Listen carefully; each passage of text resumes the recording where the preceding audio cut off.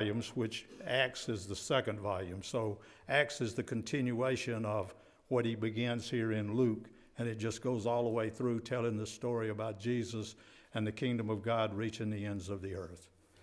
So it says, inasmuch as many have undertaken to compile a narrative of the things that have been accomplished among us, just as those who from the beginning were eyewitnesses and ministers of the word have delivered them to us, it seemed good to me also, having followed all things closely for some time past, to write an orderly account for you, most excellent Theophilus, that you may have certainty concerning the things you have been taught. Now, the name Theophilus means beloved by God. And that's a name that was a real person, but it's also a name that goes out to all of the people throughout all generations who are beloved by God. So these things are written here. Luke is telling us in an orderly fashion, well searched out, researched by eyewitnesses. He has checked it all out. He's the greatest historian that has ever lived.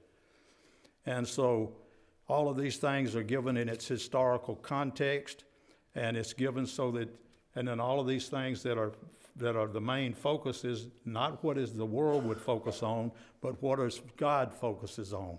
What does God pay attention to, and what is what we should be paying more attention to? And so he's saying here that I've done this in an orderly fashion. I've laid it all out for you so that you might surely believe, that you might surely trust in Jesus, that you surely might grow from faith to faith, that you might continue to once and for all contend for the faith. And he says here, starting at verse 5, in the days of Herod, king of Judea, there was a priest named Zechariah of the division of Abijah. And he had a wife from the daughters of Aaron, and her name was Elizabeth. And they were both righteous before God, walking blamelessly in all the commandments and statutes of the Lord. But they had no child, because Elizabeth was barren, and both were advanced in years.